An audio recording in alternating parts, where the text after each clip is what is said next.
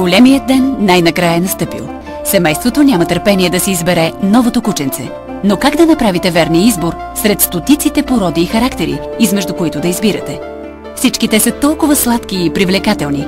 Изборът не е лесен. Преди да купите или осиновите кученце, е важно да проверите дали, когато кучето достигне зряла възраст, този верен, неизменен спътник ще може да се приспособи към начина на живот на стопанина си и обратното.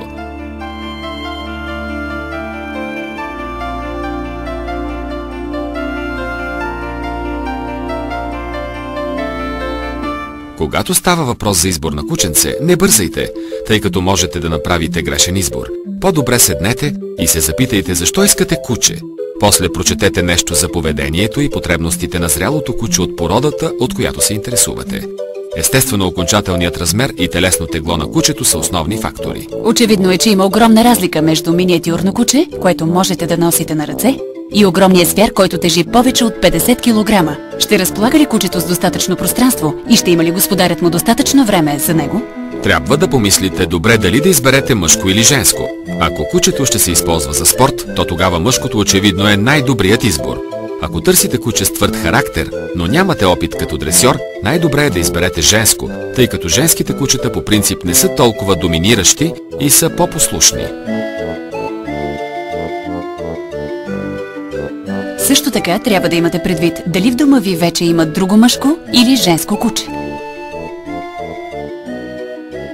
Характерът на кучето зависи от много фактори. Дори и да е възможно да се опишат основните отличителни черти на кучетата от една и съща порода, две кучета от един и същи род могат да бъдат съвършено различни в зависимост от условията, при които са се родили и ранното им възпитание. Ето защо е важно да знаете нещичко за първите дни от живота на кучето. Породата е решаващ критерий. Някои породи са доста независими, докато други мразят да бъдат оставени сами. Има кучета, които лесно се приспособяват към деца, други, които обичат най-много да тичат свободно на открито. А от друга страна ще срещнете породи, които обичат тишината и спокойствието и са идеални за живот на закрито. Има такива, които се нуждаят от редовни грижи за козината, или по-грубовати породи, които се нуждаят от по-малко грижи. Има породи, които изяждат огромни количества храна и други, които едва се докосват до храната. Има късокосмести или дългокосмести. Всички тези разлики и характеристики ще имат огромно отражение върху свободното време на стопанина им и върху неговия портфейл. Грижите за вашето куче трябва да са удоволствие, а не неприятно задължение. Независимо от породата, всяко куче е индивид със свой собствен характер. Те могат да са със спортен дух или любвеобилни, покорни или доминиращи, спокойни или преливащи от енергия. Не е лесно да направите правилният избор и винаги е добре да се свържете с клубовете за различни породи, за да научите колкото се може повече за тези характерни особености.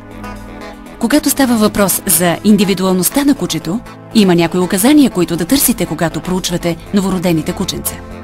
Кученце, което е много общително, търси активно контакт с човека. Коленичете. Когато го повикате, той идва ли с готовност при вас? Изкушава ли се да ви последва, когато се отдалечите? Как се държи, когато се появи развъдчикът? Когато вземете кученцето в ръцете си, трябва веднага да останете с впечатлението, че то ви се доверява. В добро здраве ли е? Няколко прости признака могат да ви посочат верния отговор. И това са живия поглед, лъскавата козина, здравата кожа и плоският стомах. Кученцето трябва да е бдително и щастливо. Погрижете се да проведете сериозен разговор с човека, който продава кучето. Бърза ли да го продаде? Това би могло да е лош знак. Ако е съвестен, ще отдели време и ще ви зададе много въпроси за вас като бъдещ собственик, за да се увери, че изпраща кучето в добър дом. Ще ви предостави подробна информация за това как са отглеждани кучетата, как се поддържат и кои са характерните им особености. И така, вие направихте избора си. Наред ли са документите на кучето? Направени ли са му всички вакцинации? Има ли нужната маркировка? Трябва да си тръгнете с сертификат за продажба и актуализирана книжка за вакцинации. Ако кучето е чистокръвно, продавачът ще ви предостави и документ, потвърждаващ, че не след дълго ще получите удостоверение за раждане, а в много страни и идентификационна карта от Националната база данни за кучета. Когато става въпрос за маркировката, това може да се направи по два начина. Или с татуировка от вътрешната гладка страна на ухото, или върху слабините, а може и безболезнено да се постави микрочип под кожата, който се разчита със специално устройство четец. Всичко, което остава сега, е да изберете име за новия член на семейството и да му покажете новия му дом. Името му трябва да е кратко, не повече от 2 срички. Трябва да бъде лесно за запомняне, за да привикне лесно към него. По-добре да наречете кучето си Блок, отколкото Балтимор. Единственото ограничение е, че първата буква на името трябва да съответства на годината, през която е родено кучето. Например, за 2006 година буквата е Б от латинската азбука.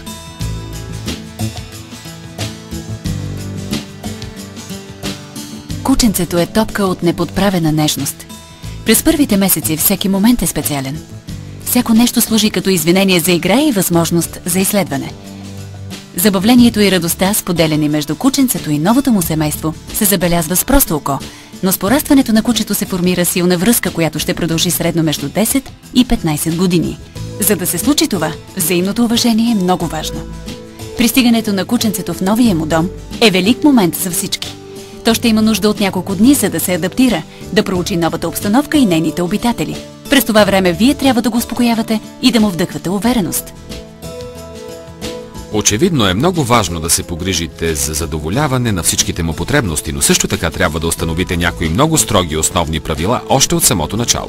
Например, ако позволите на кученцето да лежи на леглото или на дивана, ще ви е много трудно или дори невъзможно да го отучите от това по-късно.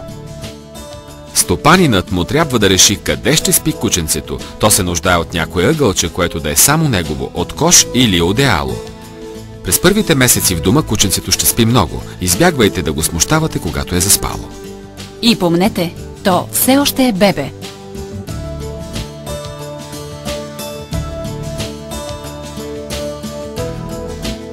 Едно от първите неща, на които трябва да научите кученцето, е чистотата.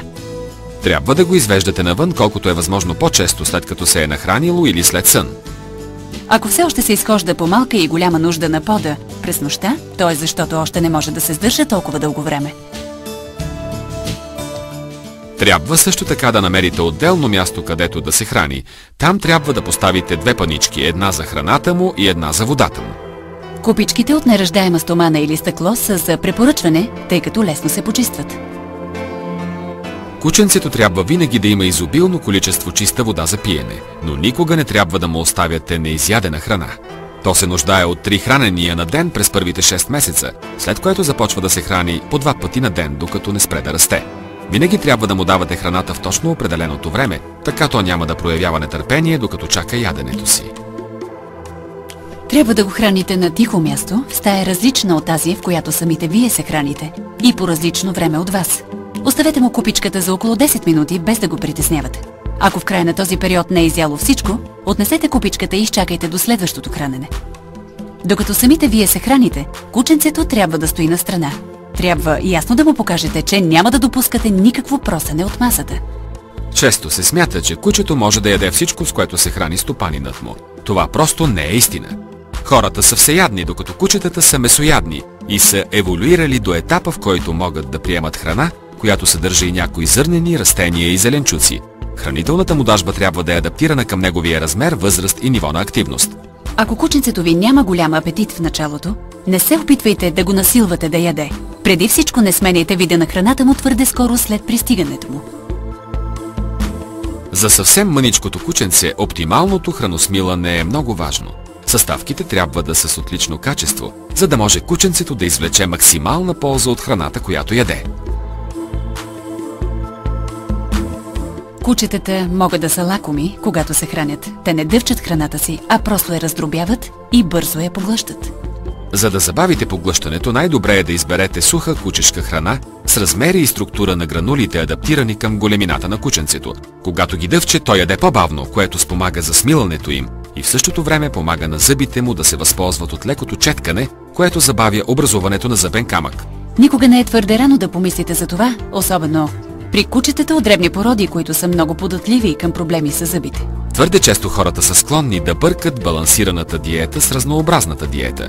Точно както при възрастното куче, малкото кученце не винаги може да се справи с смяната на хранителните продукти, което често води до проблеми. Кучето е напълно щастливо да яде една и съща храна всеки ден.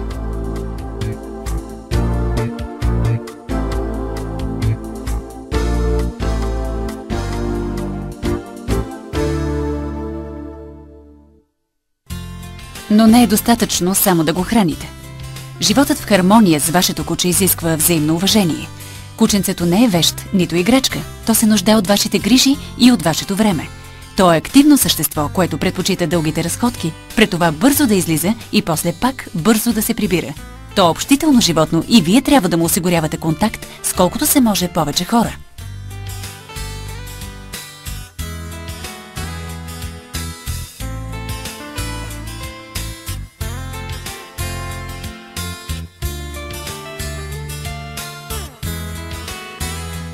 Обучението на кученцето играе голяма роля за успешното му интегриране в семейната среда и обществото като цяло.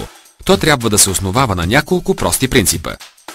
Можете да избегнете доста конфликти, като автоматично възприемете последователно поведение по отношение на вашето куче, защото и най-милото куче може да вгорчи живота ви, ако не разбира какво се очаква от него. Погрижете се то да научи мястото си още от самото начало. Като негов стопанин, вие винаги оставате в доминираща позиция. Когато си играете с него, кученцето трябва да се научи да ви уважава и трябва да знае, че има определени граници, които не трябва да преминава. Ако се разсърди, захапе ръцете ви, дърпа дрехите ви или отказва да пусне топката, прекратете играта и се отдалечете. Ако му викате, това още повече ще възбуди кучето и ще го насърчи да продължи. От своя страна, кученцето трябва да се подчинява на господаря си. Да го научите да реагира на името си, да не се дърпа на каишката или да си свършва работата на подходящото място, са неща, които ще отнемат малко време. Трябва да бъдете твърди, но справедливи, изискващи, но търпеливи. Когато се приберете от дома, запазете спокойствие и избягвайте шумните прояви на радост, че го виждате отново. Такова поведение насърчава кучето да се държи глупаво. То ще стане превъзбудено, знаейки, че наближава времето да се приберете вкъщи и рискува да повреди нещата около себе си. Ролята на стопанина е да доминира и да се държи коректно. Това не е трудно, тъй като кучетата инстинктивно приемат команди.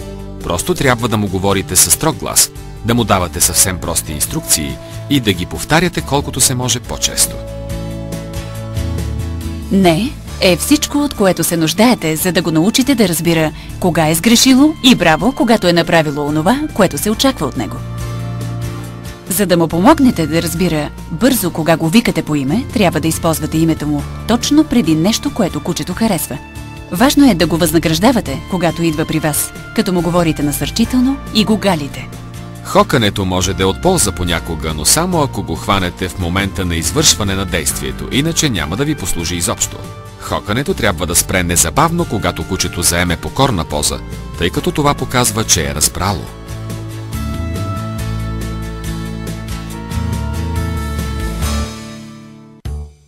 На улицата, в парка и често дори в гората, на всички обществени места, кучето трябва да бъде държано на повод.